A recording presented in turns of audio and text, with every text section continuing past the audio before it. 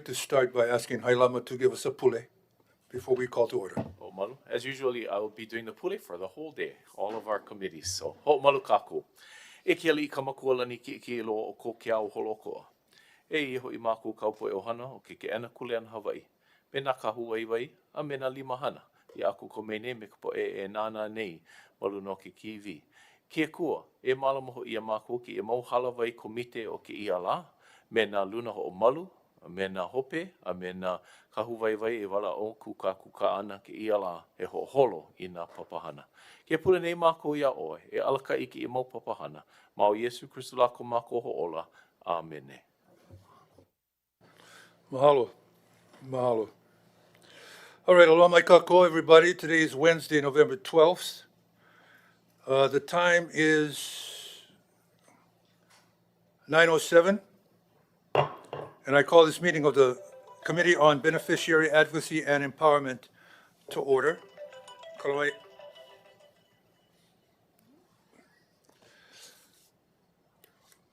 On behalf of the trustees, aloha, welcome.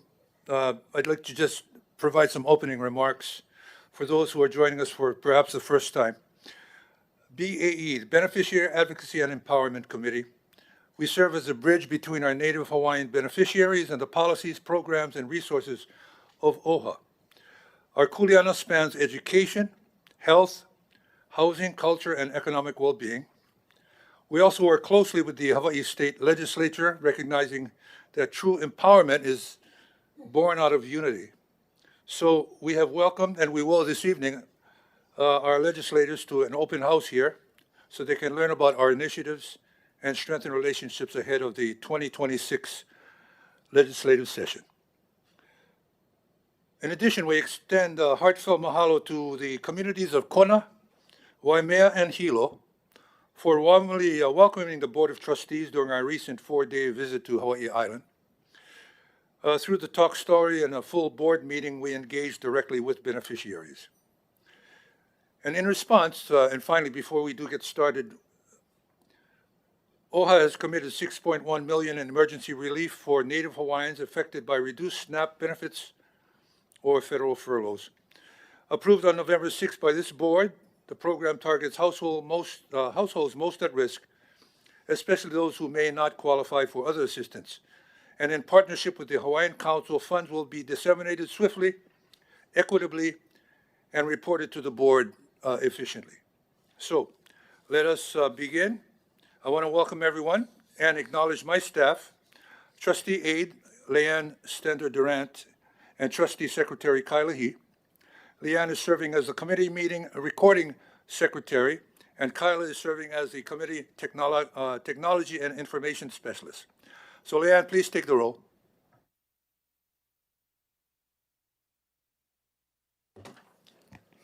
Trustee Ahuna is running late. Trustee Akaka? Ill. Trustee Akina is excused. Trustee Alapa? Present. Trustee Kahele? Present. Trustee Lindsay? Present. Trustee Souza? Ill. Trustee Waihe'e is running late. And Chair Galuteria. Yeah. We have 6 present. You have quorum. Mahalo. And now I'd like to call our COO, Keishan Kekina, to recognize administrative staffs that are joining us today. Good morning. Aloha. Aloha mai kakou, mahalo nui trustees. This morning we have with us from administration, Investment Director and Interim CFO, Ryan Lee, General Counsel, Everett Ota, Senior Director of Hawaiian Cultural Affairs, Hailama Farden, Director of Advocacy, Lena Alale, Public Policy Advocate, McKenna Woodward, Director of Community Engagement, Lisa Von Secona, Director of Communications, Bill Brennan, IT Systems Engineer and Administrator, Daniel Santos, and IT Systems Engineer and Administrator, Kyle Saucier. Mahalo nui. Mahalo. Members, this meeting is being conducted in compliance with HRS Chapter 92, the Sunshine Law, and the OHA bylaws.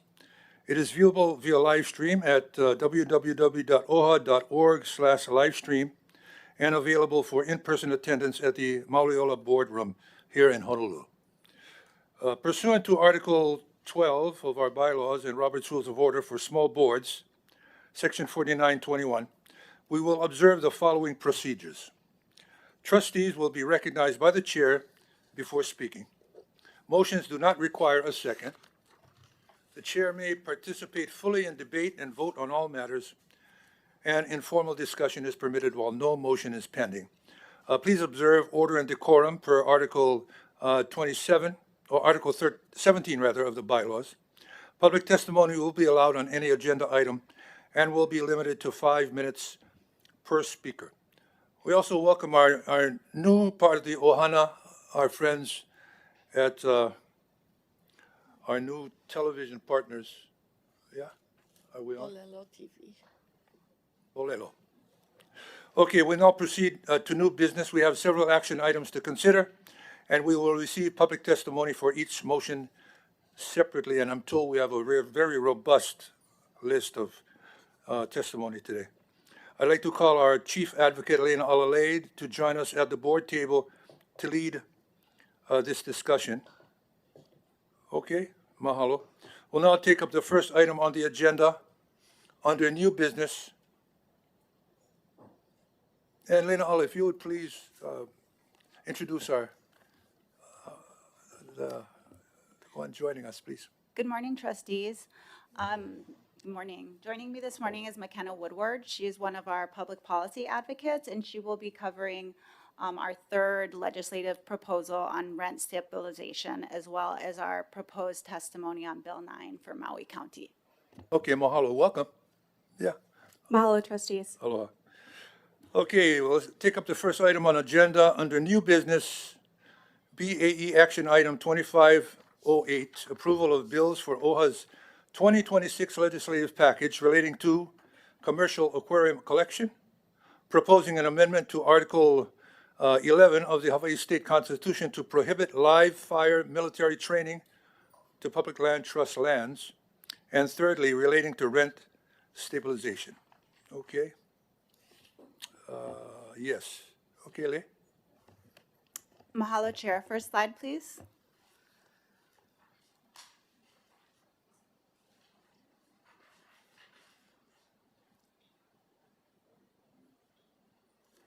Oh, next slide, please. So this is just a brief recap of the bills that were passed out of BAE Committee on October 29th and then adopted by the BOT at its meeting last week. So these are the three existing bills in our 2026 legislative package. The titles speak for themselves. The board is familiar with the topics. I just wanted to highlight that we already have those three bills approved. So next slide, please. The three new proposed bills that we're going to go over today, if adopted, will be in addition to these. So that's why they're labeled for 5 and 6. Next slide, please. Could I get tech assistance? So it's not showing the PowerPoint on my screen, so it's a little bit awkward. But we can continue. Next slide, please. Oh, hold on, okay? One okay. sec. We're into a whole new system today, so we're kind of breaking everything in.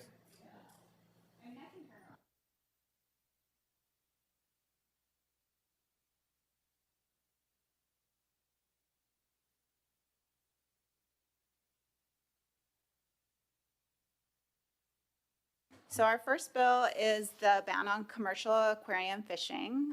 Next slide, please. Oh, excuse me. Can you hear me better? Okay. I'll pull it up. So this proposed bill amends 3 existing sections of the Hawaii Revised Statute that govern and enable commercial aquarium collection as it has existed in the past. As set out in the action item, the aquarium industry has actually been on hold for the past 5 years under a court order. There was a lawsuit brought earlier in like 2011 or so and decided in 2017 that held, because there had never been environmental review of the effects of taking so many reef fish off our reef, that it could not continue until that environmental review had been completed. So the community was involved not only in bringing that lawsuit, but subsequent lawsuits related to the sufficiency of the environmental impact statement. And in 2023, there was a revised environmental impact statement for collection in West Hawaii that was approved by the Board of Land and Natural Resources. I will note, though, the same year there was a petition by the community to initiate rulemaking that would have effectuated the same purpose of this bill, which would have been to ban commercial aquarium fishing. And the Board of Land and Natural Resources unanimously adopted that petition, and we're going to move forward with a ban at the rulemaking level.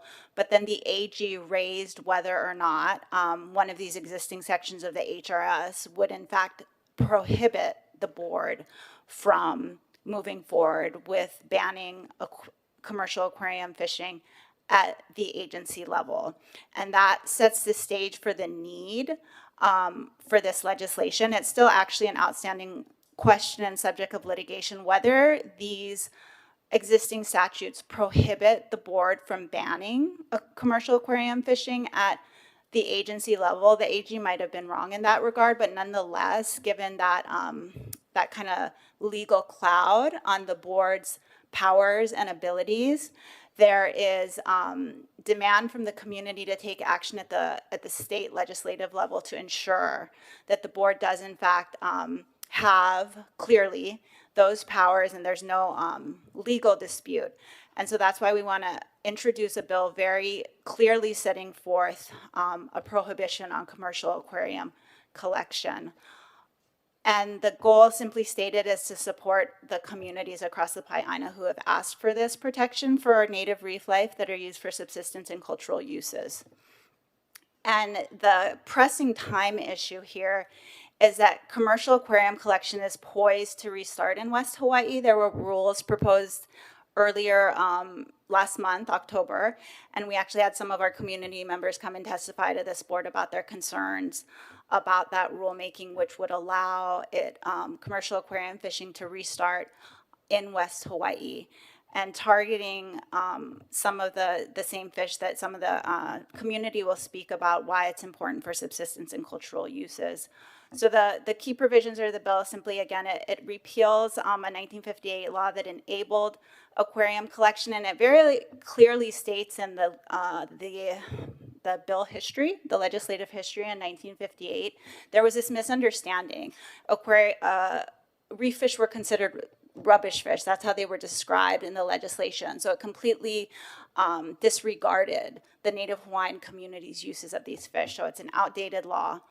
And it provides a clear definition of commercial aquarium collection to ensure that this ban wouldn't infringe on any constitutionally protected uses, and then just repeal some additional provisions related to reporting throughout the statute. So that's why there's a number of different sections of the HRS affected, because there's some reporting requirements in other sections. Next slide, please.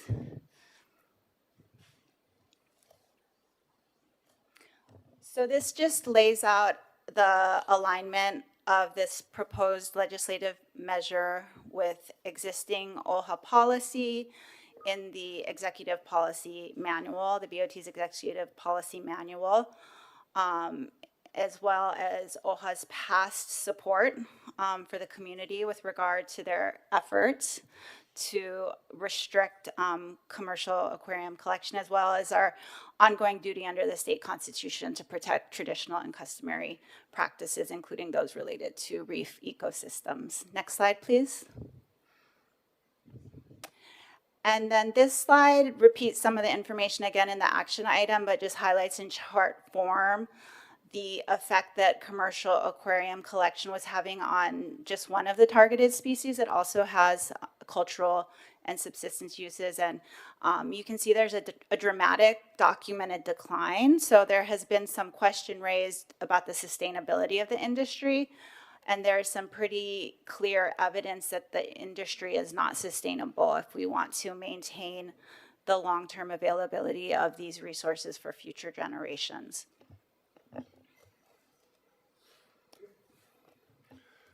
Trustees, any Discussion on this, questions or comments for Lei? Chair, we might have some public testimony on this particular proposal. Yes, I believe we have one, but Lei, do we have any public testimony for this?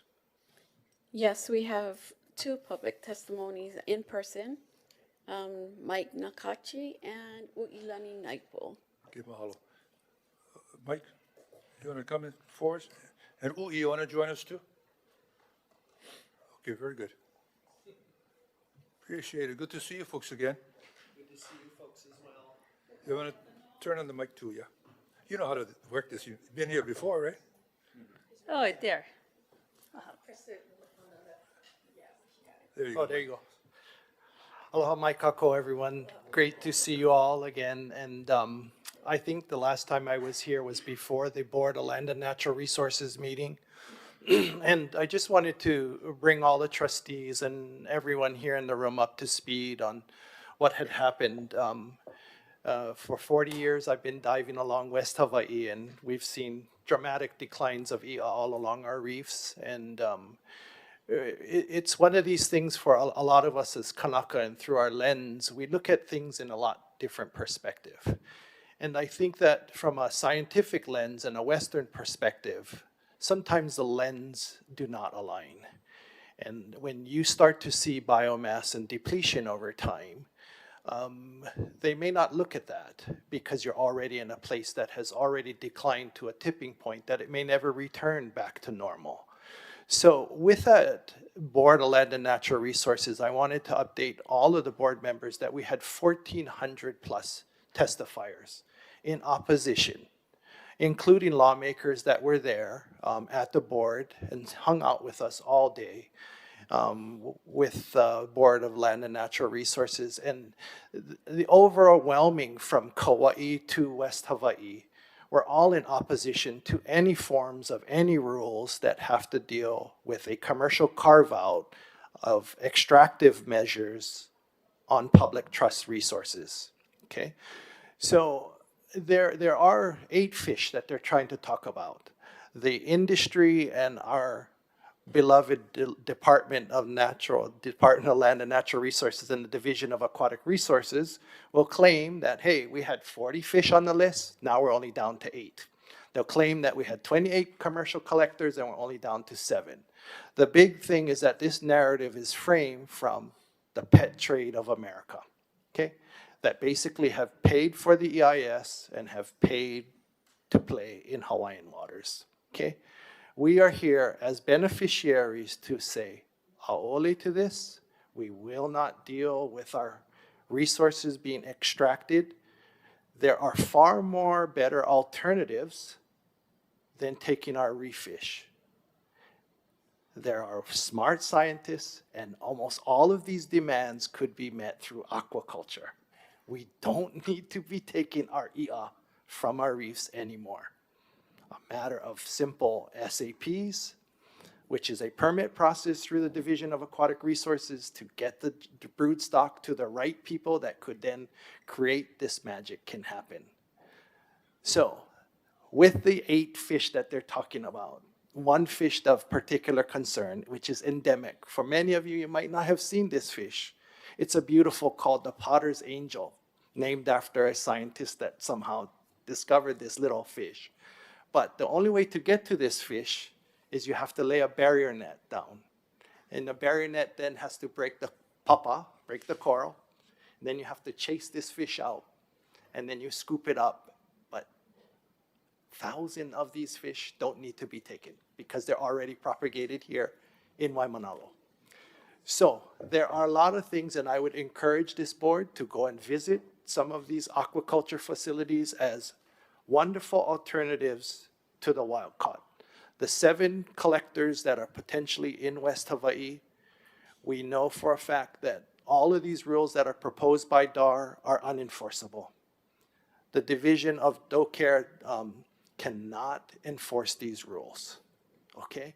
So with the absence and the refrain that have been happening through the legal system, and they have not been on the reefs for the last 7 years, that is why we felt it's most advantageous at this time to look at legislative action, because Chair Chang herself told us physically in the room, we're sorry. We cannot do anything. Our hands are tied, and we need to go through the legislature to end the aquarium trade once and for all throughout the Pai'aina.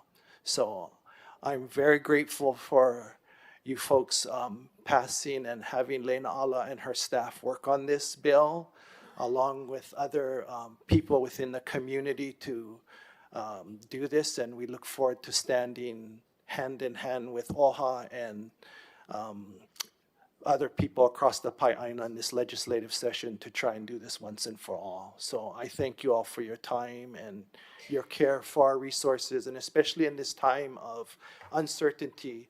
A lot of our beneficiaries need to enjoy those kole. They're going to need to enjoy those umaumale, mai'i, and other fish that are on this list that need to be feeding people during this time instead of just a commercial carve out for those very few, and none of them being of Kanaka Maoli on West Hawaii. So thank you for your time. Mahalo, Mike. Appreciate that. You have anything to share? Yes. Aloha nui o wau o Uilani Naipo. I'm from Moko Keawe, noho wau Mapana Ewa. My ancestral lands are of Miloli'i. My ohana kaupiko are not able to be here. Most of the village is heading to Ipsy, and they left Uncle Willie home, and oh my God, he can't get online. But I want to thank you, first of all, for being at the Hawaiian Civic Club Convention and being there to listen to this one, and the rest will come through. Unanimous support, and grateful that we're moving and you allocated resources, and Leigh and her team have been working on this draft bill. So full support of that. So a couple of things I want to just update. You know, you heard Leigh say that 5 years they've been out of the water. You heard Brad over here say 7 years. It's actually 8, because we've been saying that for a whole year, 7 years. They've been out of the water for 8 years. So we are in a perfect example of where it needs to be. They don't need to be back in our waters and taking the depletion. I got to remind you as well, the pakukui right now, there's a moratorium on it. 2 years, they call it adaptive management, which is a method by which you say emergency rule. There's such a, it's obvious depletion. So they put the first adaptive rule on it, which allows them to say halt, nobody take anything. For 2 years, we'll study what are the issues on it to bring it back. They had to extend it for 2 more years because it's not bouncing back.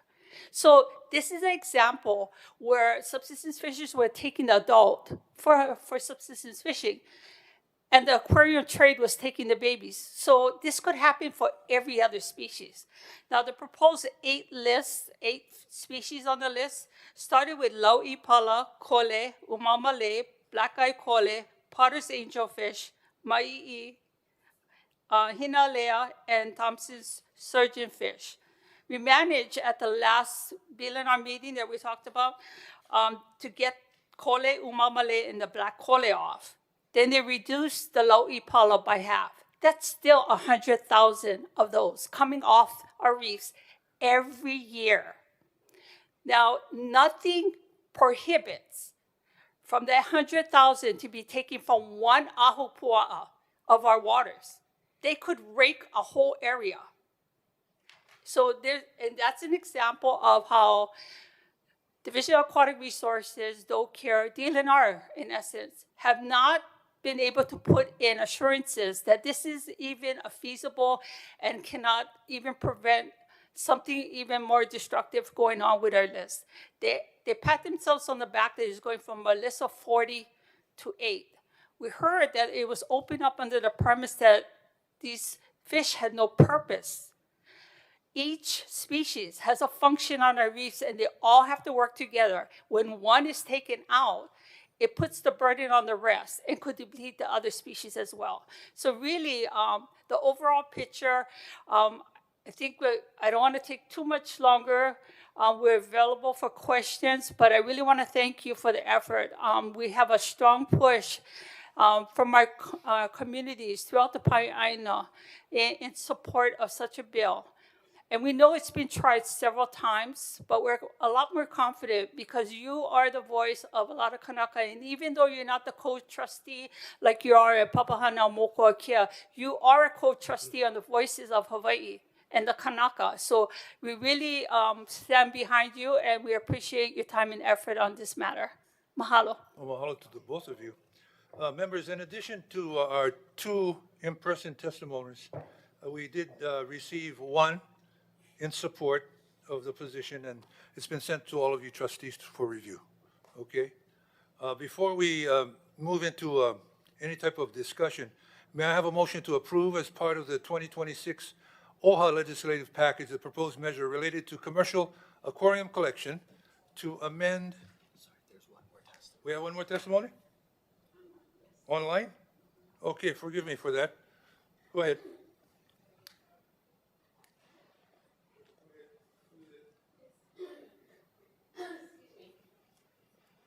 Kala mai. Aloha mai kākou. E nā kahuwaiwai o kike ena kuli ana Hawaii.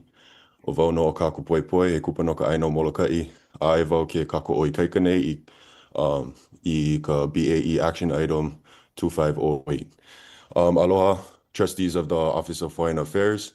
My name is Kaku Hailoa Poipoi, and I'm going to keep it kind of short because I'm pretty much going to support everything that Auntie Ui said before me.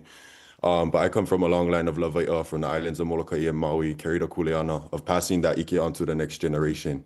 And as a Lawai'a and traditional practitioner, I'd like to advocate for our reef fish, which are important food sources and are under threat from the commercial aquarium industry, especially under the recent decision by the BLNR to approve a proposal to allow commercial aquarium fishing off of the west side of Hawaii Island. As you heard already, this proposal includes certain species such as that are ecologically and culturally important, like kole, umaumalei, ma'i'i, and la'ipala. And because DOCARE does not have the capacity to enforce these proposed rules, the return of commercial AQ fishing will detrimentally impact our nearshore fisheries on the west side of Hawaii Island. So because the legislation is the only way in which we can ultimately stop and ban these extractive practices, I urge you, OHA trustees, to move forward with this legislative package to protect our nearshore fisheries and our Kanaka Lawai'a who see nothing but negative impacts from this commercial AQ industry. Please consider the Kanaka Maoli and your Kanaka Lawai'a. And I thank you guys for taking the time to listen to my testimony. Mahalo.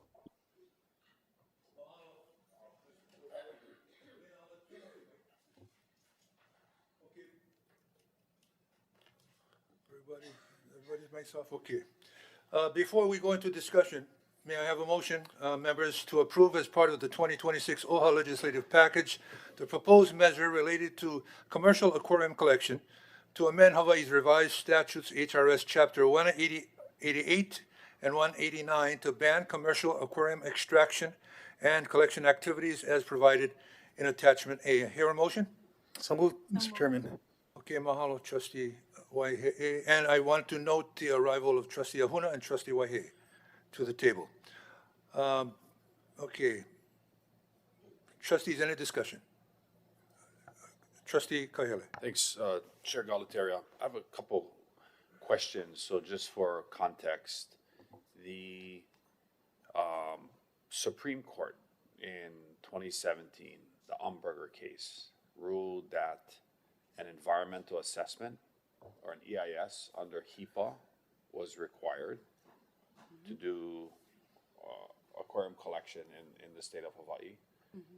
Then, like the previous testifier said, that EA or EIS was done largely by the aquarium collection industry. That would then resurface at the Supreme Court, I think last year, when the Supreme Court affirmed that EIS was an acceptable EIS, whether it was done by the industry or not.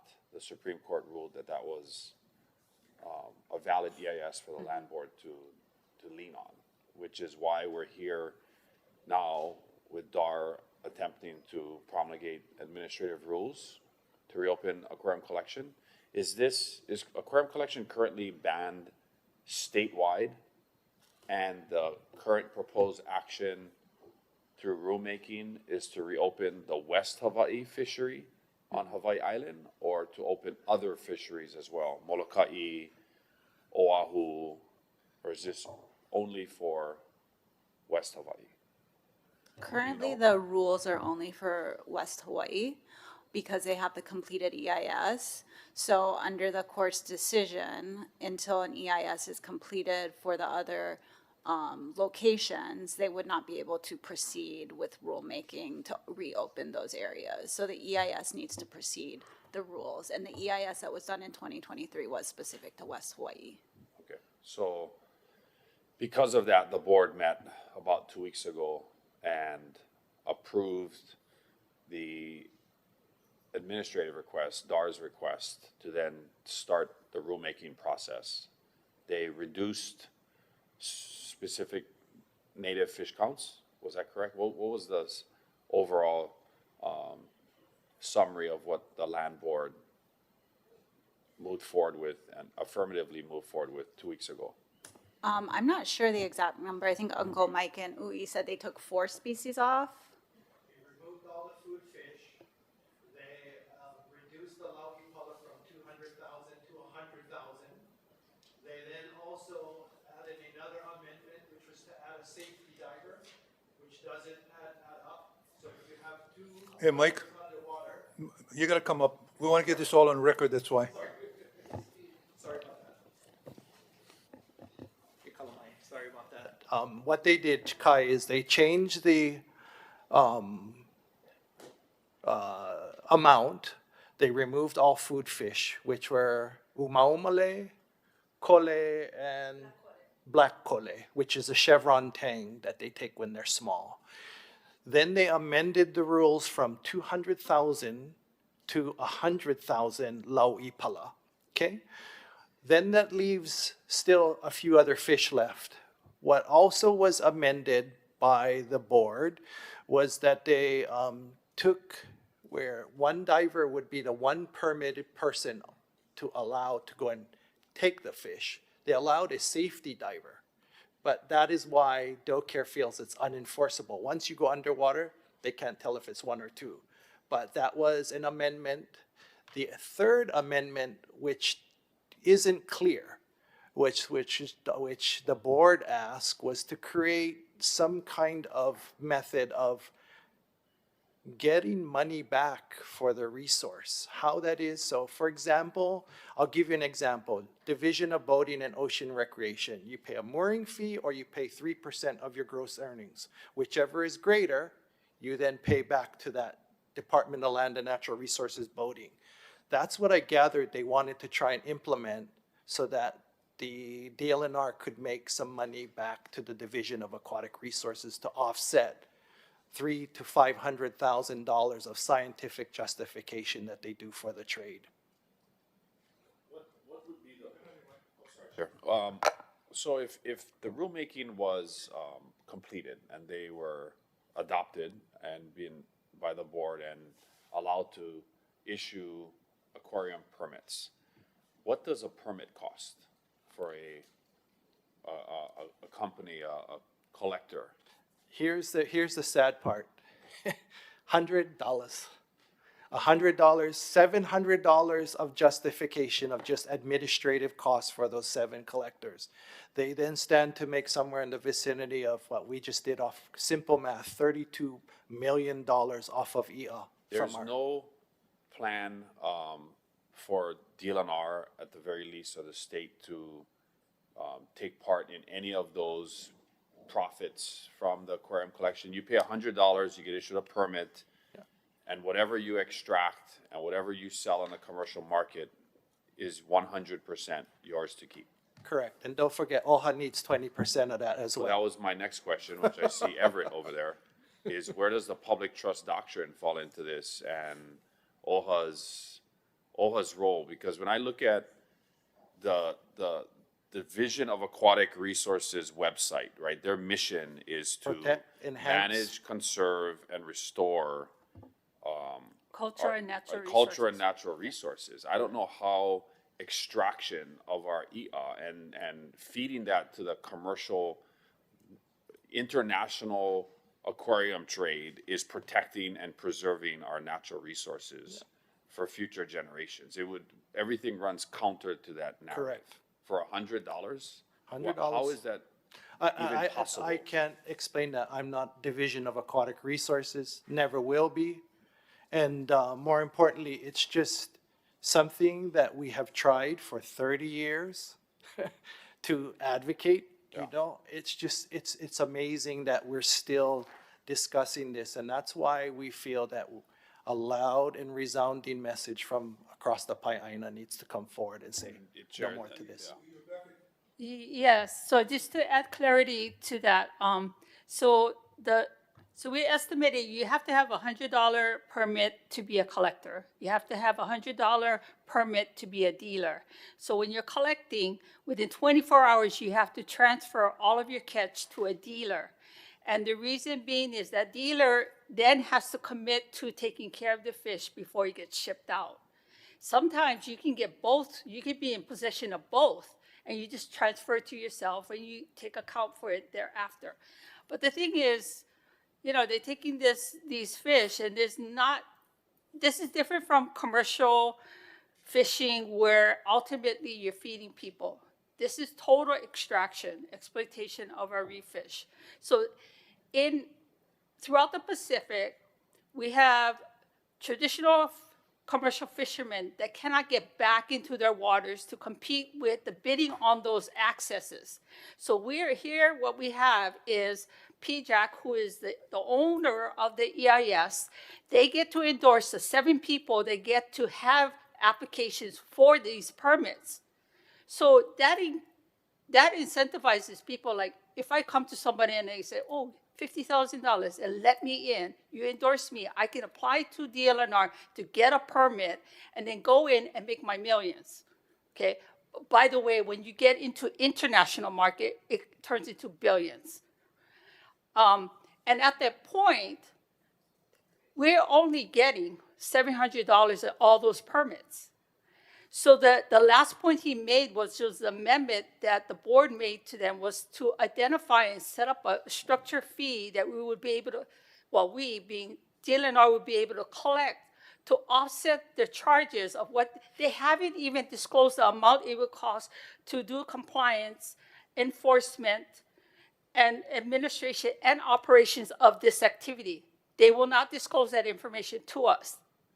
So we guess between 300 and 500,000, but we're probably on the low end because even though it's been closed, a lot of poaching has occurred because it's so well worth the risk of being that most of the fines are up in the 200,000s.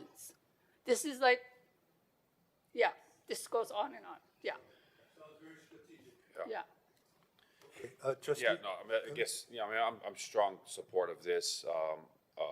Many of us were at the Civic Club Convention, overwhelming support by the Association of Hawaiian Civic Clubs on both in committee and on the floor. You know, at the end of the day, Division Aquatic Resources at DLNR should be there to protect these resources as part of Hawaii's public trust, not to facilitate their exploitation. And if they won't, then OHA will. So I support this. Okay, very good, thank you, Chair. Thank you. Trustees, anything else, any more discussion, any questions? Any remarks? Okay, Yes, we have a motion Chair. on the table. Leanne, please call the roll. Chair. Trustee Ahuna. Trustee Akaka. Aye, and I also have some comments to be made as well, if you can hear me clearly. Okay, go ahead. Thank you. It is noted in our materials, but I also want to highlight through the years, this is in total alignment with the stance that the Office of Hawaiian Affairs has had. And I think it's important that we continue to highlight this work. And as it was mentioned as well, this was a topic of conversation at the Hawaiian Civic Clubs, and we have overwhelming support by our community to continue in this kako'od kuleana to protect our reef fish, and that it is so much a part of our ecosystem that needs to be maintained, and that it's not meant for commercial fishing and for decorative purposes. Mahalo. Okay, mahalo. Mahalo for that, Vice Chair. Okay, because of that short dialogue, we're going to call the roll. Okay, so go ahead and call the roll once more, please, Lan. Trustee Ahuna, Aye. Trustee Akaka, Aye. Trustee Akina is excused, Trustee Alapa. Trustee Kahele, Aye. Trustee Lindsay. Trustee Souza. Aye. Trustee Waihe'e, Yes. Chair Galutaria. Aye. We have 8 yes votes. Okay, mahalo. Okay, let's move on to motion 2, proposing an amendment to Article 11 of the Hawaii State Constitution to prohibit live fire military training on public land trusts. Okay. Now, normally, members, we would go to testimony, but I think to grasp the situation, we're going to go, before we do that, we're going to go to the report from Lena Ala and then go to testimony. We have a few in person, but we certainly have a very robust list of online or emailed. Okay, Leanne, go ahead, Leanne. So Kyla, if you could advance the PowerPoint, please, to OHA 4. And I invite Chair Kahele to jump in at any point, as he helped author and push through the resolution that was adopted at the Association of Hawaiian Civic Clubs this past month, essentially endorsing the exact same question that we are proposing here in the constitutional amendment.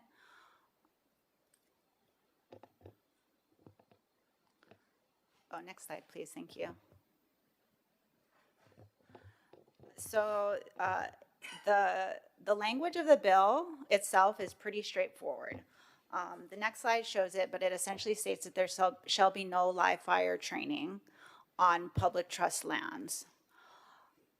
The process is the part that this slide explains, because the process is not as straightforward. To get a constitutional amendment, there's no citizen ballot process in Hawaii.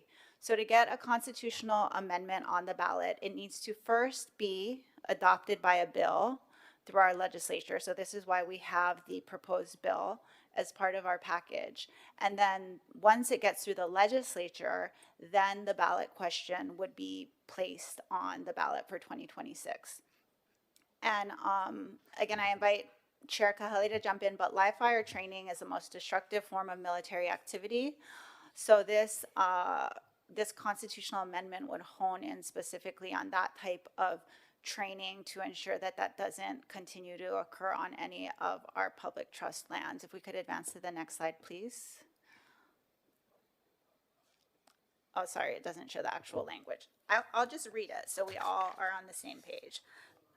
The ballot question would be, shall the Constitution of the State of Hawaii be amended to provide that live fire training, military training shall the Constitution of the State of Hawaii be amended to provide that no live fire military training shall be conducted on public trust lands as defined in Article 12, Section 4. So that is the question that the voters of Hawaii would be voting on in 2026 if we are successful in pushing through our bill. And the actual language that would be inserted into the Constitution if it's passed would read simply, it would be an amendment to Article 11, which is the same provision that contains the public trust doctrine that Chair Kahele was just speaking to. And it would read, no live fire military training shall be conducted on the public trust lands identified in Article 12, Section 4. And I think we're all pretty familiar, as stated in the action item, with some of the recent events that are in the news concerning the military leases that are also on the BOT agenda for further discussion tomorrow. So we'll have a more complete discussion on all the military lease related issues. But this is one strategy to allow the public and our beneficiaries greater voice and input into these decisions as they're being made. A constitutional ban is pretty much the most powerful message that you can send to the decision makers that live fire training is considered by the people of the state to be incompatible with our public trust lands and our values. And it's also clearly consistent with OHA's past policies and actions to protect our ceded lands, the former Crown and government lands of the Hawaiian Kingdom. OHA has been already active in the environmental review process and other forums to take positions consistent with this and to encourage, cleanup, all the things that highlight why live fire training is so destructive. The remediation, the cost, we know this with Kaho'olawe. Live fire training is incredibly destructive, and it has lasting generational impacts to our people. So, Chair Kahele, would you like to jump in? Yeah, thanks, Lena. This, trustees, this was a big topic at the Civic Club Convention, and brought out passionate, discussion on both sides. Ultimately, it was adopted by a 3-1 margin at the convention, overwhelming on the floor. The history of live fire, specifically live fire military training activity, has been in our state for decades, forever. Kaho'olawe was a great example of when community, led by certain individuals and backed by ultimately the people of Hawaii, were able to move the needle on Kaho'olawe and convince the decision makers ultimately that the bombing of Kaho'olawe needed to stop. And that was conveyed by President of the United States himself, George H.W. Bush, who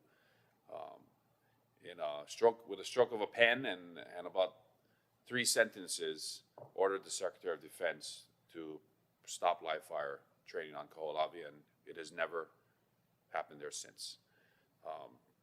The federal government spent hundreds of millions of dollars attempting to clean up Kaho'olawe, almost $500 million, and today it is still not remediated to the point that you could do any type of habitation there.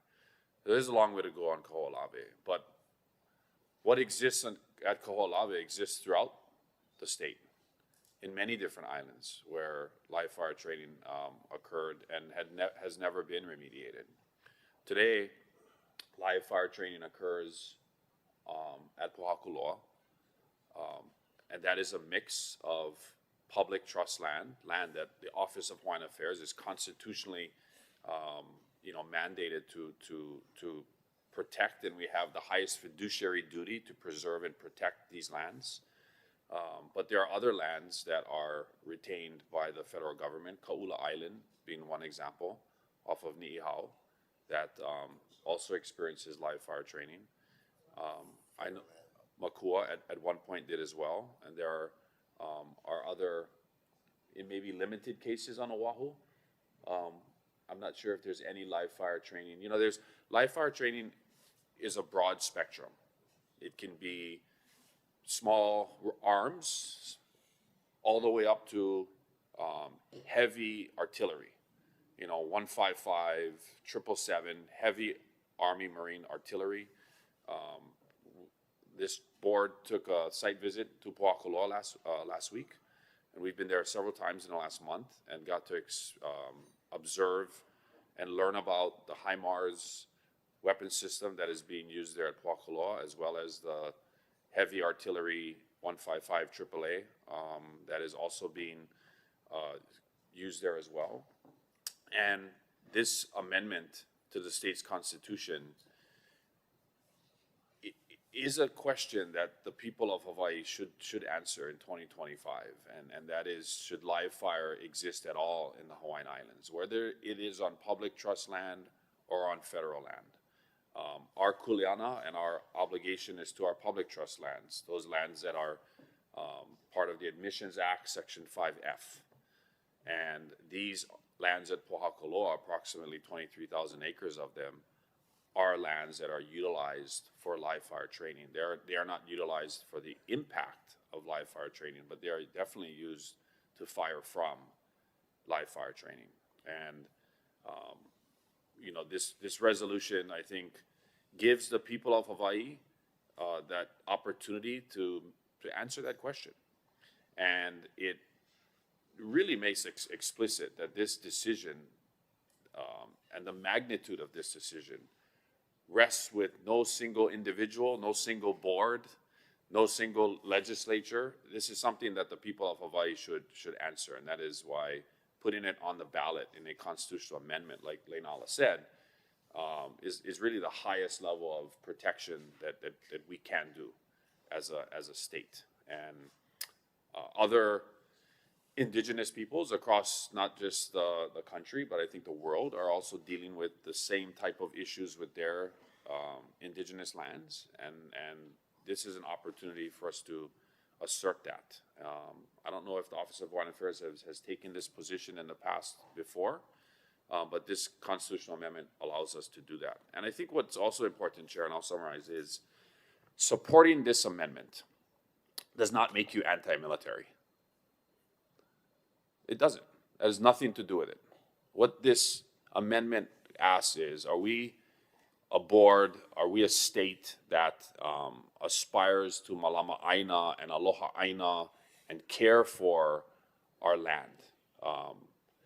And that's what this is. The military has an extensive presence in Hawaii. They do a myriad of other types of training that is non-destructive, non-invasive. But this training, I think, is a question for the people of Hawaii in 2025. And I support it. And I believe the people of Hawaii would support it if given an opportunity in the 2026 election. So thanks, Chair. Thank you, Chair.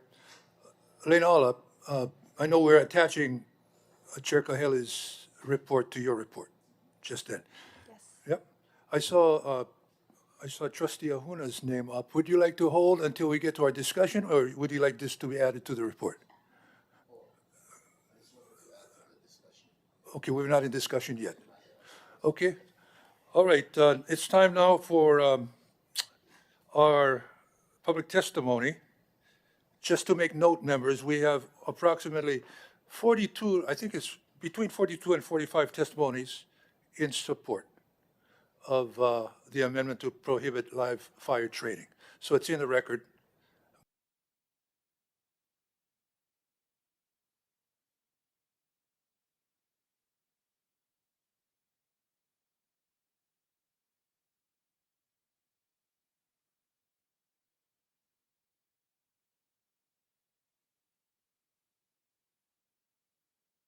Paolo, you got to press that guy to get the microphone on. There you go. Are we good? Okay. Aloha. Okay, aloha.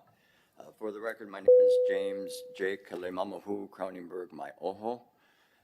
Anymore, I guess I am a full-time lobbyist and advocate for cultural and EB issues, as long as my other kuleana is so problematic still. So when I read this, I was really happily surprised, and I wanted to sound a certain way, but I support everything Chair Kahele just said. For one, this is a very important issue. Kalamai, I'm a little slow. My wife and I were on the last flight from Hilo last night. Didn't touch down till after 12:30. So I happened to have the opportunity we did yesterday to be involved in several ceremony on Mokokiawe. One of which was at Pu'ukohe at the back of Pohakaloa. So we got to spend several hours there yesterday, and to get there, because of the blocking of the Mauna Loa access to the road, the other access road from the last flow, you have to drive through the entirety of the depth of the base. And it's not part of the base that you see in some of the executive tours. And so it's a good 45 minutes to 50 minutes just to drive to the spot. And you get to go through all of the live fire area where there are remnants of shells, and there are just a devastating view of the compiled destruction that's been there. So to bring this up now is very important, and I commend who wrote it and support it fully. And my wish list, OHA being the Office of Hawaiian Affairs, not Office of Honolulu Affairs, not Office of Other Affairs. When I hear Hawaiian, I hear Kanaka. So, you know, all of these decisions should be weighted that way. They should be Kanaka-centric. They should be culturally centric. They should be protective of these lands that you folks are responsible for. And it does expand well beyond, everybody knows, well beyond the 23,000 acres that are in the lease. And I would wish that OHA would lead with this going into session. This is good for both Kanaka and for OHA and Kalamai, but there's a real trust issue right now with Kanaka and OHA. And this is something that can really coalesce a lot of folks under one very important issue, because this is something that we can all agree on, that the devastation, when you understand the area and you understand what it means to the watershed, when you understand what happens to water that comes down from the Mauna and filtrates out to the rest of the island, you know, that may be irrecoverable at this point. The damage that has been done since 1960, 56, I think, Marisul territory, when they first started live fire there, may never be fully remediated. So it should immediately, if nothing else, be POW now, just to stop any further desecration, because through that whole plain, that whole ancient plain, there are iwi everywhere. Earlier this summer, we had the opportunity to spend the night and perform ceremony at Ahuaumi, which is 3 to 4 miles off the backside of Pohakuloa. And we were there all night, we camped overnight, and just after dusk, you could see, they started live fire. You could see ground to air infantry support going off. You could see caravans of infantry and soldier and equipment going over, and they had no idea we were back there. That's on KS land. Fortunately, some we were with were mapping stars and had a laser pointer, 30 seconds, and could reach that. So they knew that they were there. So I've seen that live fire action, and I've seen the devastation firsthand. And I urge you in the most strongest way possible to pass this, not only pass it, but use all of OHA's resources to pass this through the legislature and lobby and get it in front of the people of Hawaii. Okay, mahalo. Mahalo. Mahalo, James. Appreciate. Any more testimony? In person, no?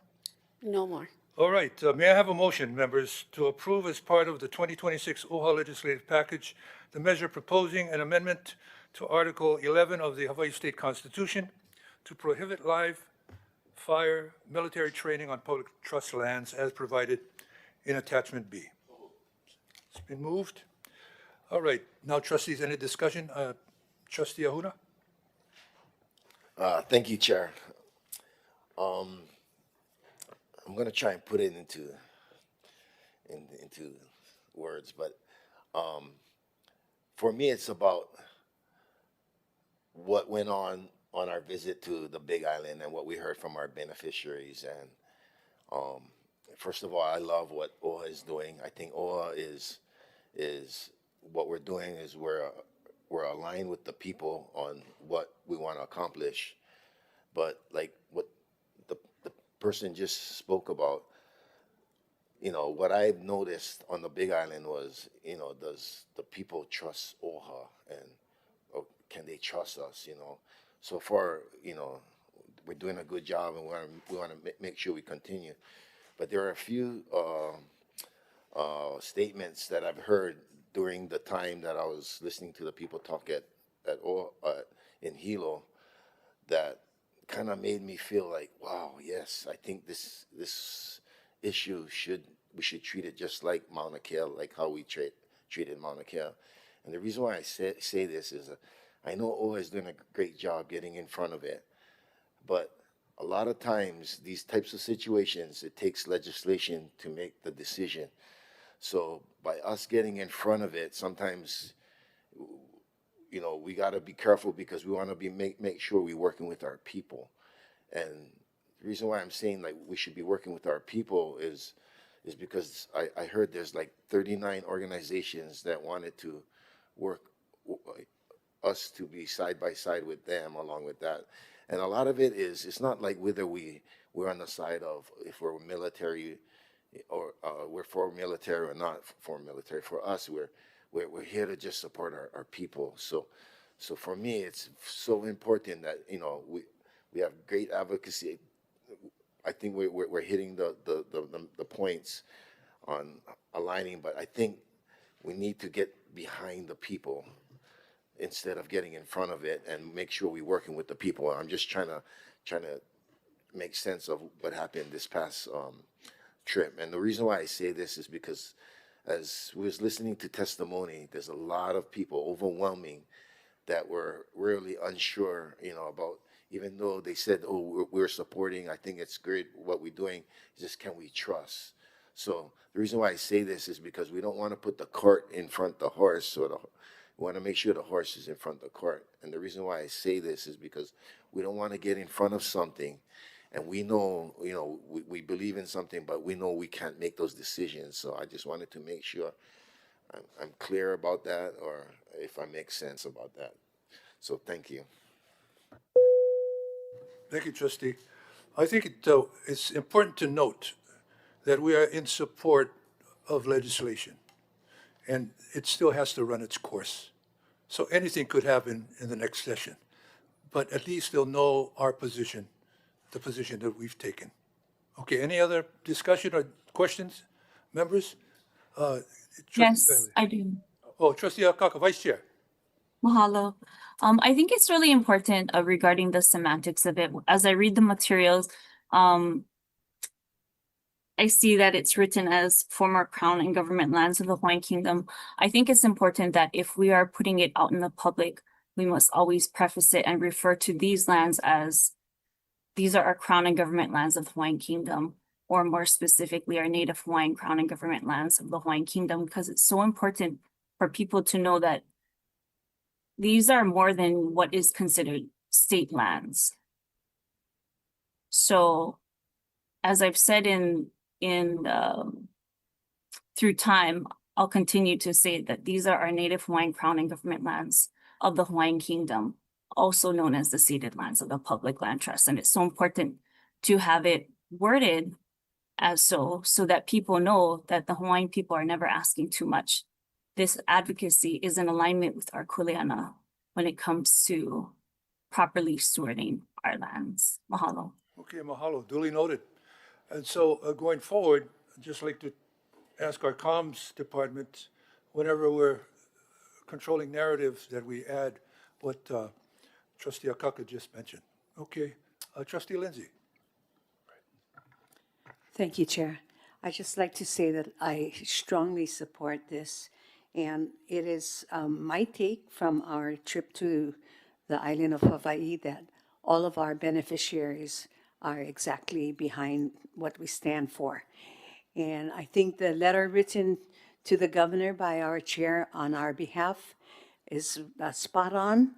I think we should be at the table representing the voices of our people. So thank you, Chair.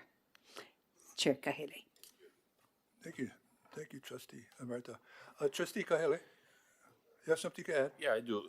Two things. You know, when we were at Mahukona on our site visit, and some of us took that trek on the trail up to the Koa Heao Holomoana with Onohi Paishan and Uncle Mali'i Dixon. And, you know, we were standing up there on the heiau and we were looking out towards the ocean and the horizon.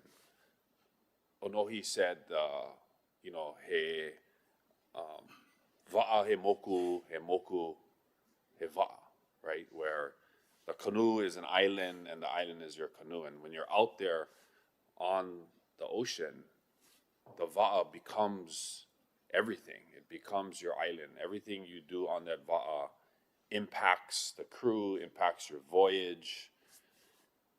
Everything you do back on your island impacts your life, impacts so much about who we are as a people. And it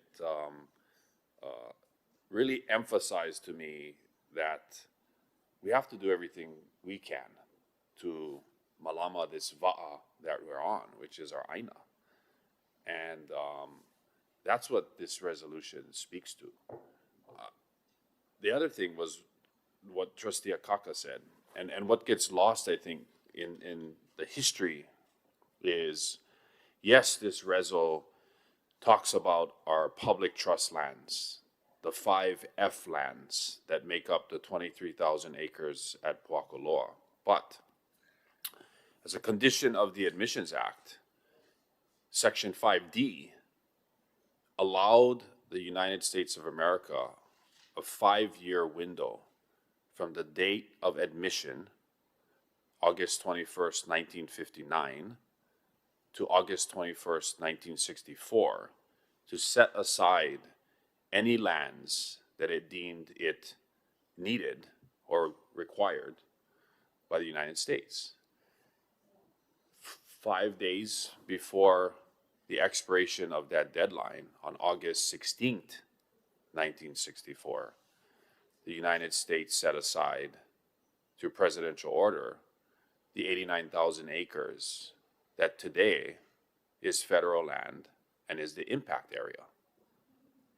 But that land is ceded land. Whether it is controlled by the federal government today in title, it is still ceded land. It may not be part of the 5F public land trust, which we obviously, OHA and our beneficiaries, are charged to uphold and steward. But the impact area today at Puakoloa, the 89,000 acres that was set aside just before the 5-year window expired, is ceded land. It is land of the unrelinquished land of the former Kingdom of Hawaii. That is also something that is really important. Now, this resolution will not affect those lands because today those lands are under federal control. But it sends a message, if this constitutional amendment is adopted, that the people of Hawaii oppose live fire military training, especially those that are destructive or leave incredible amounts of unexploded ordnance or exploded ordnance that have no strategy or no plan for cleanup on these lands.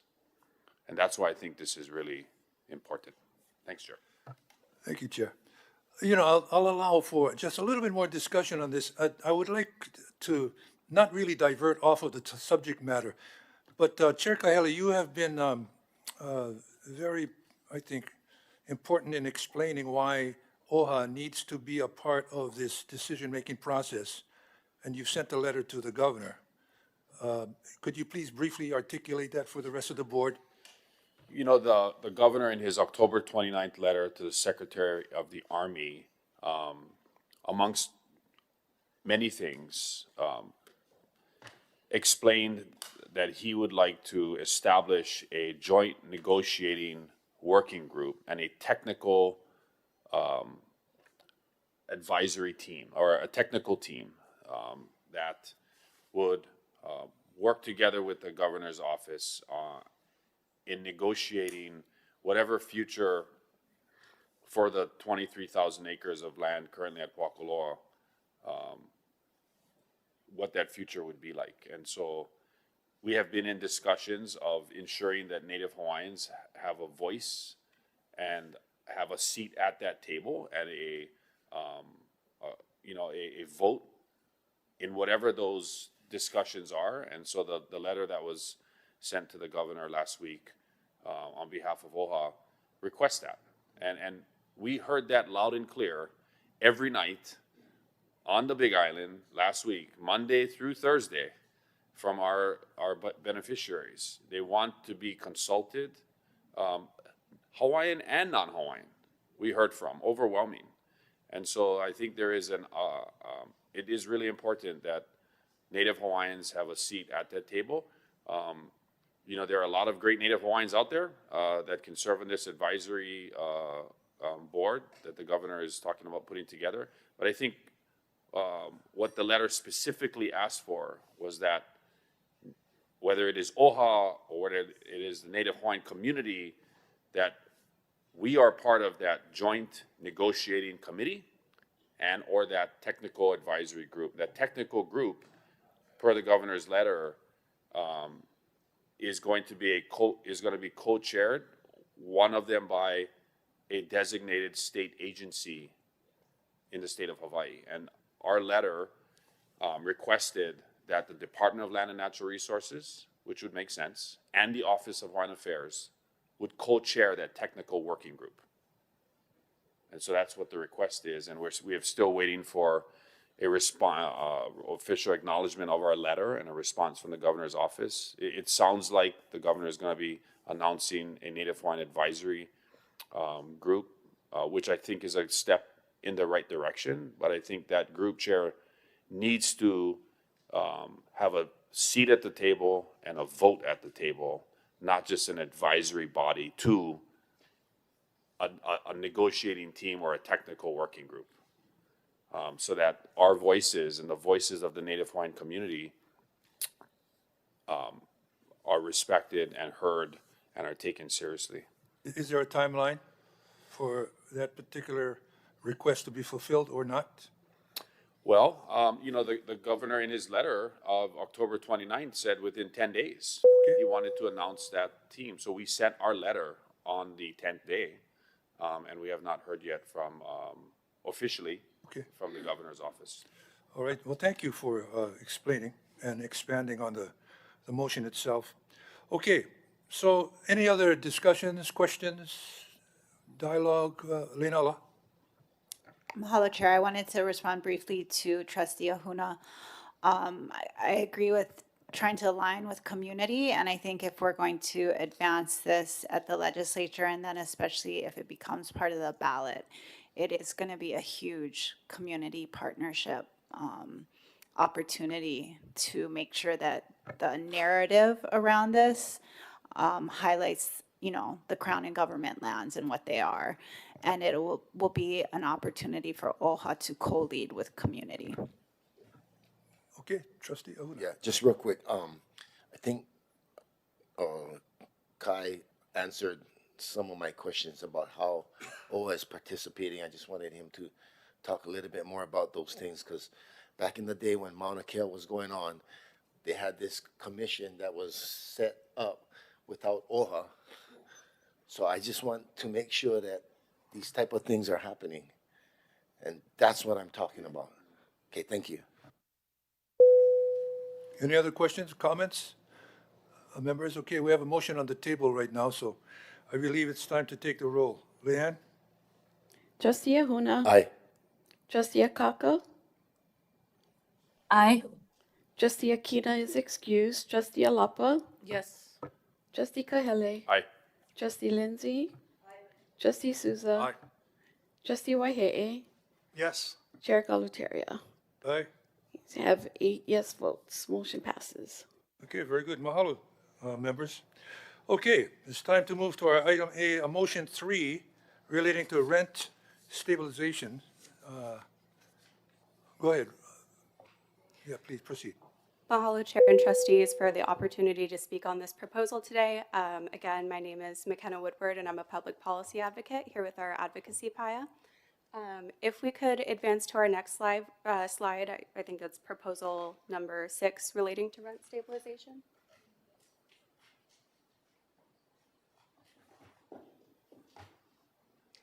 And while we're getting that pulled up, I can just start with some brief background on this proposal. So a couple months ago, back in September, OHA launched its 2025 Legislative Priorities Survey. It was open for about 2 months and had about 600 responses. And overwhelmingly, one of the common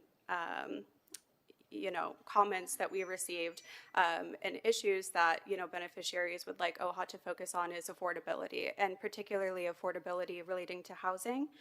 And especially, everything happening at the federal level and then the state level now, as far as SNAP benefits and Medicaid potentially being rolled back, and, issues accessing those. And in addition to Hawaii's housing crisis, we have one of the highest cost of livings states in the entire country, and one of the highest rates of homelessness, unfortunately, which is an issue that disproportionately impacts beneficiaries in Kanaka. So with that being said, while there is no silver bullet to, the affordability crisis, or, solving, bringing down housing costs, this is a policy that has had some success in other states, namely California, Washington, and Oregon. And this proposal in particular is essentially a rent cap. It's designed to prevent rent gouging in times of crisis, especially, after we saw with the Lahaina fires, and then again now with all of the affordability issues. So essentially what this would do is establish a 3% annual cap on rent increases over, a 12-month period. So someone's rent wouldn't be able to be raised more than 3% in a 12-month period. There is no, any one annual wage increase for workers in Hawaii, but 3 to 3.5% seems to be the average. And so that's where that number came from. In other states like California, Washington, and Oregon, the caps are higher, closer to 5 to 10%. But this 3% annual rent increase cap aligns more closely with, again, the annual average wage increases here. And, we're designed those higher caps, like 5 to 10% for Washington, California, and Oregon, were designed for states with lower baseline rents, higher vacancy rates, and greater housing supply elasticity than Hawaii. Next slide, please. And here we have just a few more data points that really highlight the affordability and housing crisis here in Hawaii. Between 2019 and 2023, rent surged by 80%. So to put that in perspective, I believe the average rent back in 2018 was somewhere around $1,650. Now it's closer to $3,000 a month. And in that time, we have not seen a substantial increase in wages either. So you can imagine how hard this is for Ohana, and I'm sure you've seen that in your communities as well. And then as I touched on earlier, so between 2019 and 2024, homelessness increased from 44 to 88.5 persons per 10,000. And in 2022 alone, 67,000 Hawaii residents left with housing costs cited as the #1 reason. And then Hawaiian renters are at a heightened risk of displacement due to the large number of renters paying between 30% and 50% of income to rent. For perspective, the Federal Department of Housing says that, if you're paying any more than 30% of your monthly income toward rent, then you are a cost burden. So it's just one more thing that hurts families. Next slide, please. And as you can see, this is an issue that closely aligns with OHA's priorities, particularly with our strategic directions 5.1 and 6.3. So helping to ensure increased numbers and percentage of Native Hawaiians rent housing that meets their Ohana's financial and well-being needs. About 40% of Native Hawaiians are renters in the state, for perspective. And then also helping ensure decreased rate of Native Hawaiian Ohana out-of-state migration. Again, that is a commonly cited reason. People are being priced out of their homes, and this could be a potential measure to address this issue. Next slide, please. So that concludes that proposal, and I'm available for any questions. Okay, mahalo for that. Before we get to any questions, okay, we're going to receive some public testimony.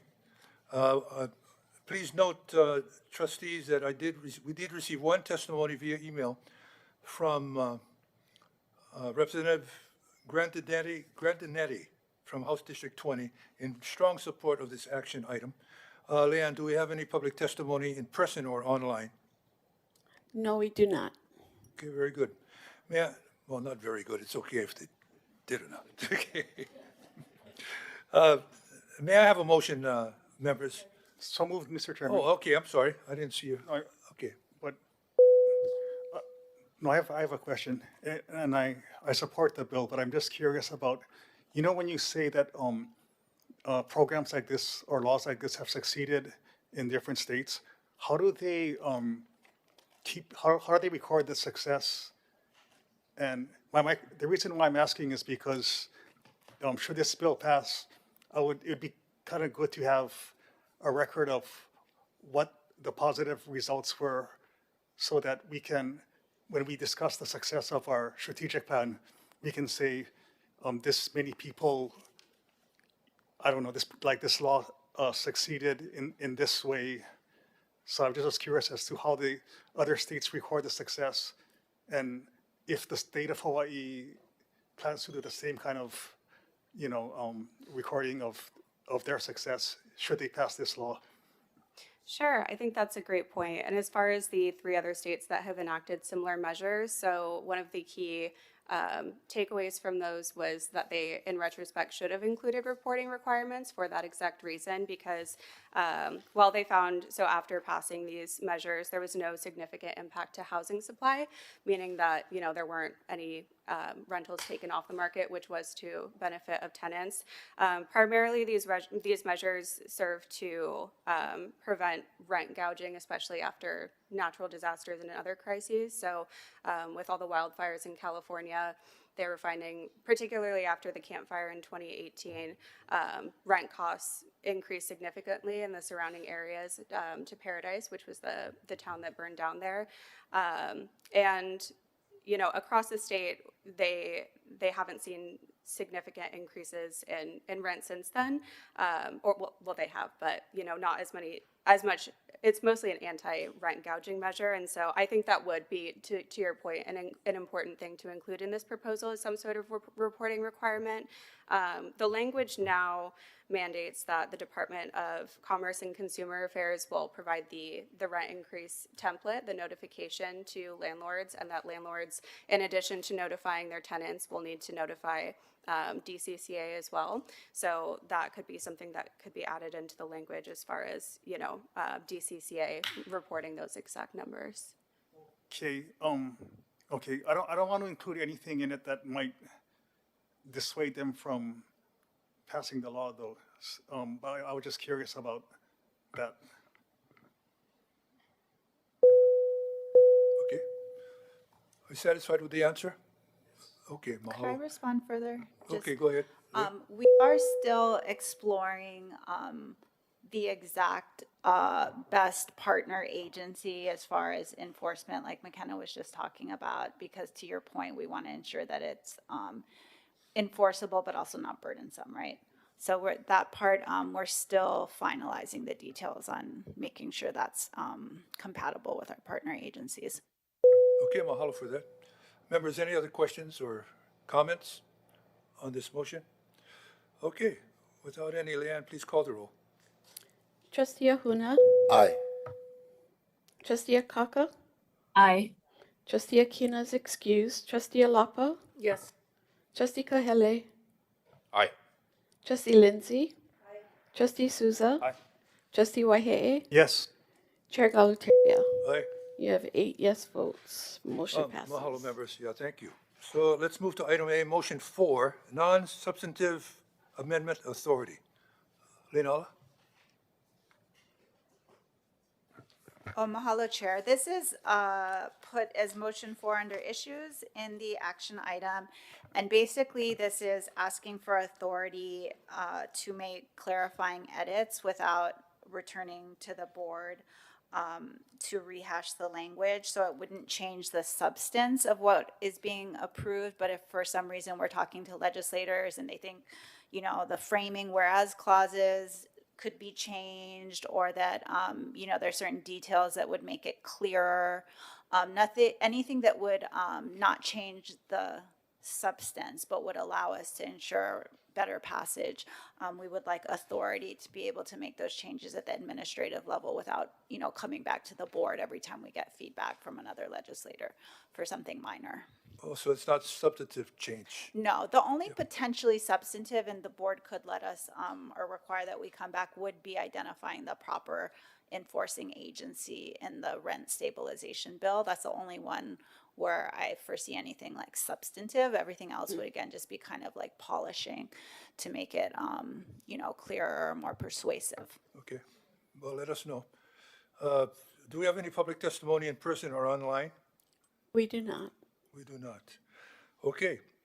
Members, may I have a motion to authorize administration to make appropriate technical, ministerial, strategic, or other non-substantive amendments to all approved 2026 legislative package bills as necessary for style, clarity, consistency, and accuracy for final submission to the legislature. This includes preamble language for framing and editorial purposes as needed, titles of the measure for strategic and clarifying reason, and labeling of the bills for tracking. So move. Thank you, Trustee Ahuna. Okay, any discussion? Trustees? Okay, seeing none, please call the roll, Ann. Trustee Ahuna. Aye. Trustee Akaka. Aye. Trustee Akina's excused. Trustee Alapa. Yes. Trustee Kahele. Aye. Trustee Lindsay. Aye. Trustee Souza. Aye. Trustee Waihe'e. Yes. Chair Galuteria. Aye. You have 8 yes votes. Motion passes. Oh, mahalo. Thank you. Okay, members, we'll now take up the second item on the agenda under new business. Item B, action item 2509, administrative request to support the Maui County Bill 9 in 2025, amending chapters 19.2, 19.32, and 19.37 Maui County Code relating to transient vacation rentals in apartment districts HLU-4. Lena Ala? Oh, please. Mahalo, Chair. We do have a PowerPoint slide for this as well, if we could.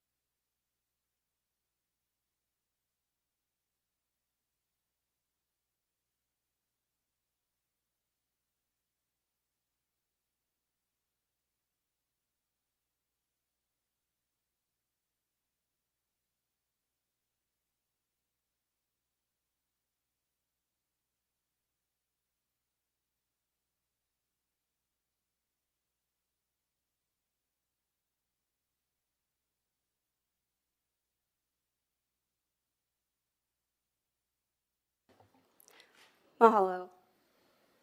Okay, as you mentioned, this is Maui County Bill 9 relating to transient vacation rentals. Next slide, please. So again, for some background, and we did discuss this a little bit with the last proposal as well, but median rents have increased by up to 80% between 2019 and 2023. So I mentioned that from $1,650 a month to $3,000 statewide average. At that same time, the wage gap has been widening. So the hourly wage needed for a 2-bedroom rose from about $32 an hour to $41 an hour, which is obviously much higher than the minimum wage in the state.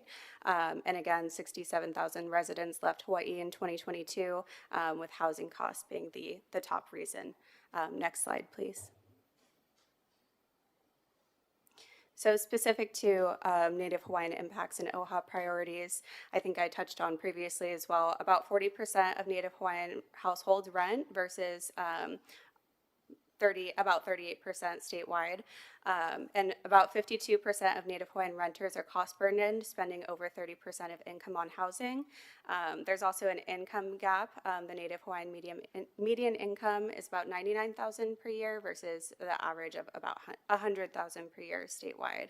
And again, our legislative priority survey earlier this year, we had responses from over 600 beneficiaries, and housing affordability, access, and stability were noted as top advocacy priorities.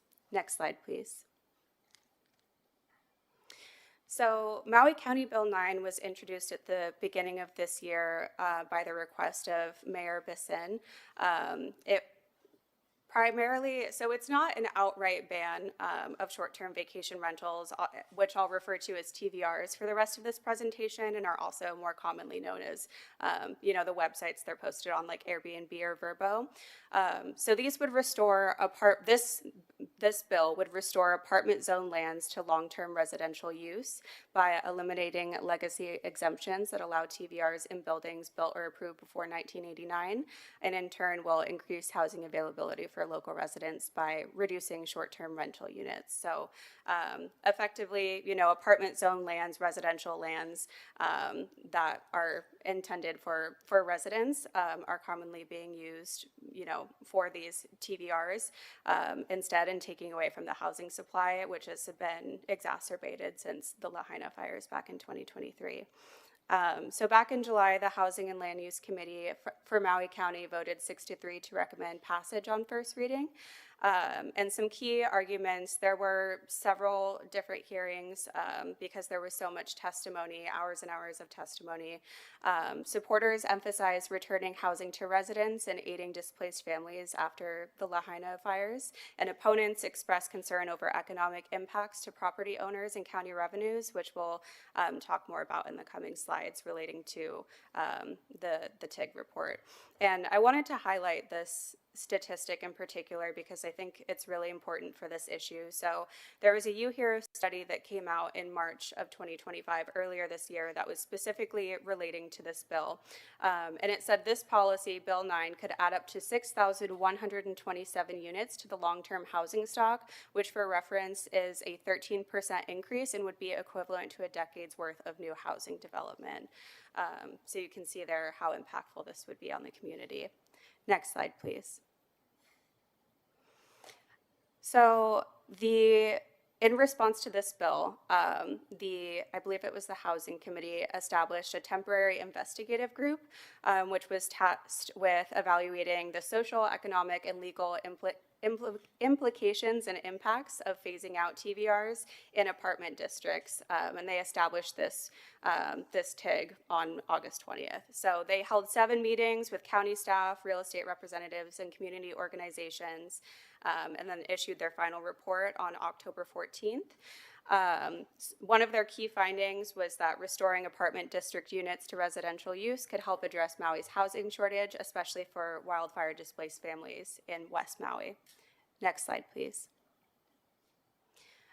Continuing on with some of the findings from the TIG. So there were a few risks they identified, particularly that phasing out TVR units, or phased out TVR units rather, after, if and when this bill goes into effect, may be purchased by investors, either local or out of state, and limit housing benefits for local families. And then there could be a potential short-term decrease in real property tax, general excise tax, and transient accommodations tax revenues. But you could argue that that would be balanced out by, families moving into these units for long-term use. Some mitigation measures were proposed in light of this, particularly an empty homes tax to discourage speculative ownership, and incentives for full-time local occupancy. Despite these findings, they did have some of their recommendations included creating new H3 and H4 hotel districts where TVR use is permitted outright, and to reclassify specific properties to these new districts to allow continued TVR operation.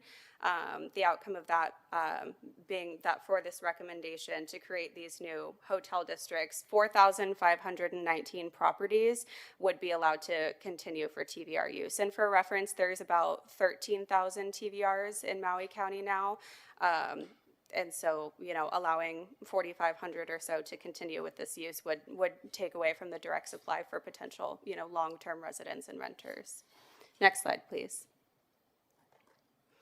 So some additional context and community response.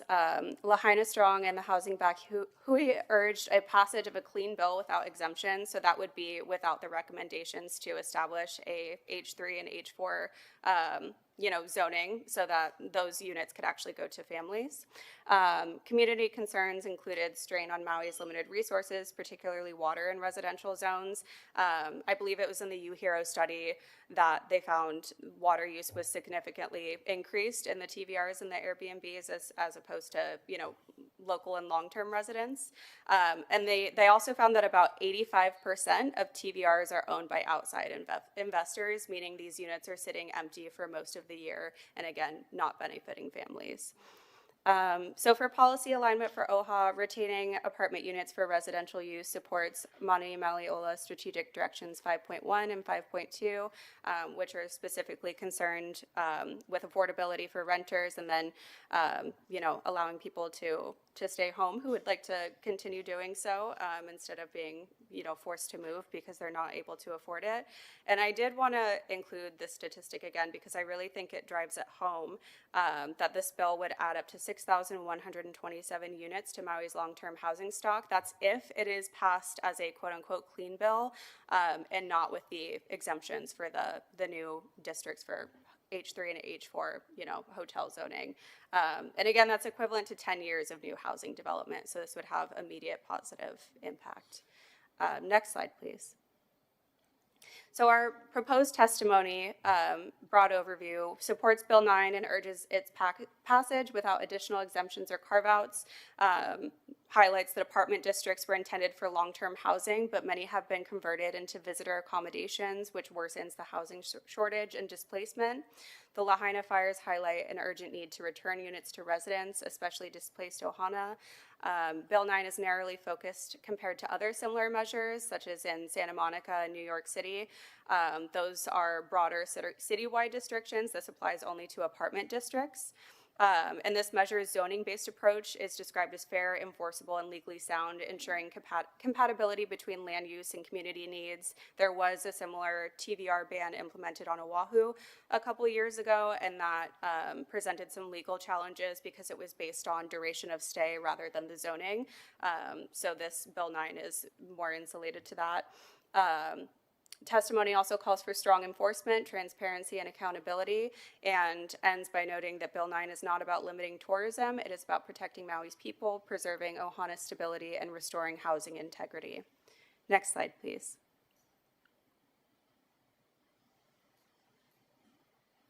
And again, this is just an overview of alignment with OHA policy, as I mentioned previously, strategic directions 5.1 and 6.3. Next slide, please. And that concludes my presentation. Mahalo. Okay, well, hold on on questions for now. Okay. Leanne, do we have any public testimony in person or online? Not at this time. Not this time. Okay. May I have a motion, members, to approve OHA's... Trustee Lindsay has her hand What up. is that? I'm sorry. Trustee Lindsay has her hand up. Yeah, during discussion. Okay. Also moved, Mr. Chairman. Yeah.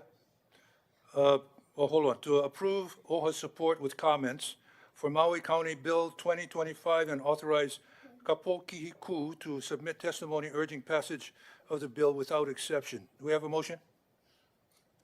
Oh, okay. I'm sorry, Trustee Whitehead. Okay, hearing the motion, I think we'd appreciate hearing from our Maui trustee to lead off our discussion. Yeah, Chair Merta. Mahalo, thank you. Yes, I am the Maui OHA trustee, and I have had numerous conversations within our communities and with our mayor, and I totally support this action. In essence, we are supporting the people of Maui by supporting this because we do need more housing for them. And as it's reported here, there's 85% of the ownership of these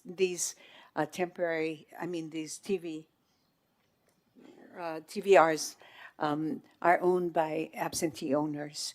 So in the interest of our local people, I encourage you to vote positively on this motion. Thank you. Mahalo, Trustee Alapa?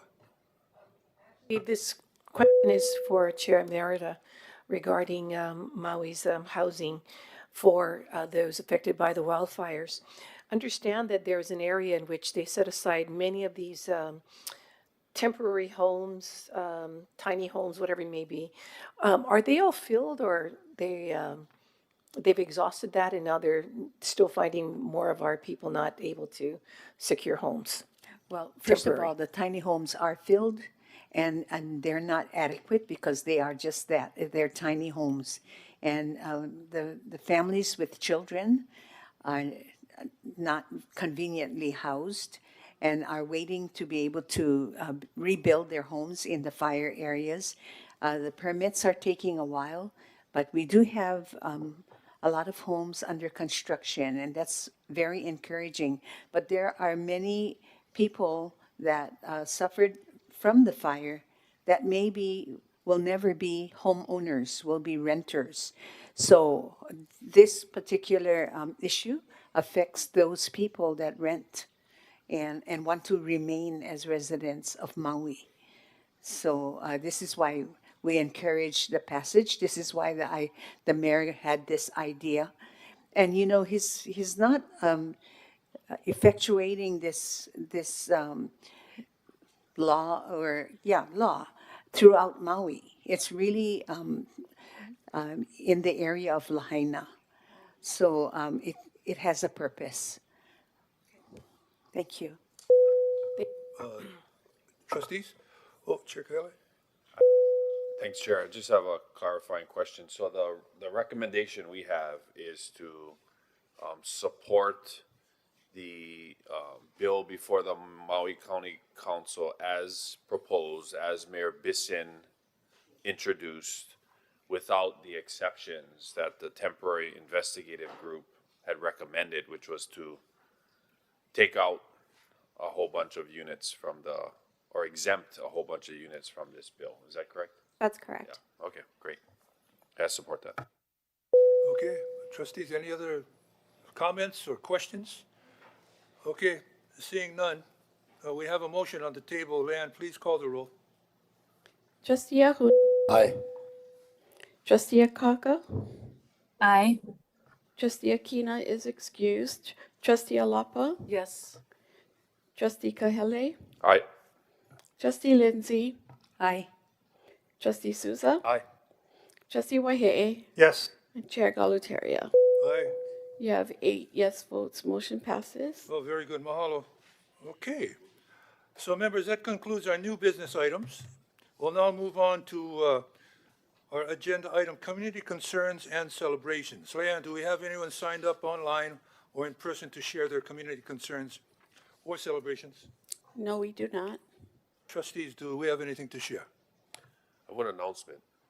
We're coming to If that. we're on that, okay. Okay, none? Community concerns, celebrations, okay.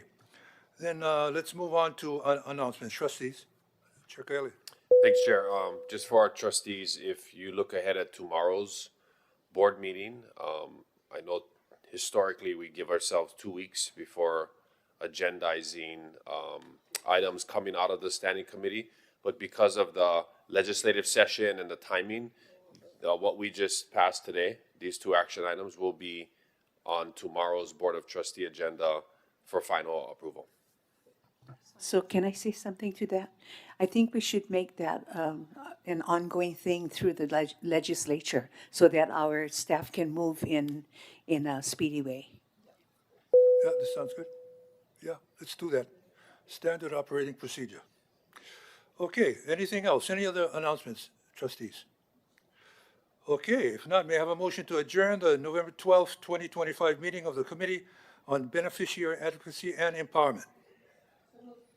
So moved, thank you, trustee. Okay, Leanne, please call the roll.